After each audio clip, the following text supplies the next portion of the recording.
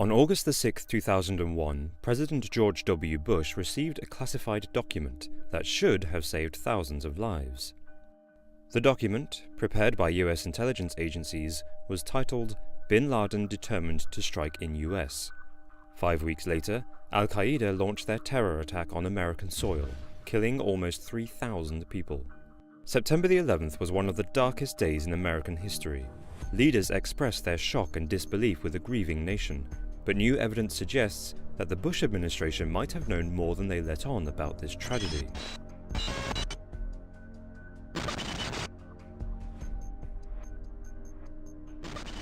It's unthinkable that the American government, the very people whose job it is to protect US citizens, could have been aware of an imminent strike on its country and did nothing to prevent it. But journalist Kurt Eichenwald was fortunate enough to look at classified documents, which were written before the attacks, and the information is damning. According to Eichenwald, the story of 9/11 begins months before that fatal day. May 1st, 2001. The CIA warns the White House that a group within the United States is planning a terrorist attack.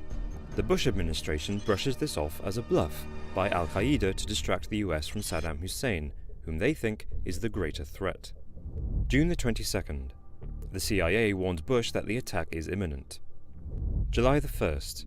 Intelligence insists that an attack on the US with dramatic consequences will occur soon. The White House takes no action. July the 9th. Militant extremist Ibn al-Khattab leaks information from Al-Qaeda to his followers that there will be big news hitting the USA soon. July the 24th. The CIA tells Bush that Al-Qaeda will attack within the next few months. August the 6th. President Bush receives the intelligence report on Al-Qaeda warning of an imminent attack. And still, the Bush administration does nothing. September the 11th. The day of the attack. 2,996 people die in 4 coordinated terrorist strikes when Al-Qaeda hijacks passenger airlines and crashes them into the World Trade Center and the Pentagon.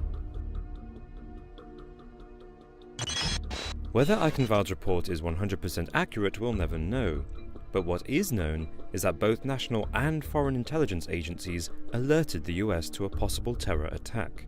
France, Israel, Britain, Iran and Afghanistan all tried to forewarn America of suspicious militant activities. But America apparently let the warnings slide. They were too busy focusing on other foreign policies. In the aftermath of 9/11, George Bush said he hadn't ignored the warning signs. Rather, his government had acted as much as they possibly could with the information that the CIA provided, which did not include exactly when and where the attacks would occur. That may be true, but it still doesn't explain this. I don't think anybody could have predicted that these people would take an airplane and slam it into the World Trade Center, take another one and slam it into the Pentagon. The Bush administration played dumb to the use of aircrafts as missiles. But the 2002 joint inquiry into 9/11 proved that leading up to 2001, US intelligence filed at least 12 reports over 7 years which stated that airliners could be used as terrorist weapons. In fact, the warning signs trace back as far as 1995, with Project Bojinka, a foiled terror plot by Islamist extremists to destroy 11 Asian American jumbo jets over the ocean at the same time. It would have killed 4,000 people, 1,000 more than the 9/11 attacks.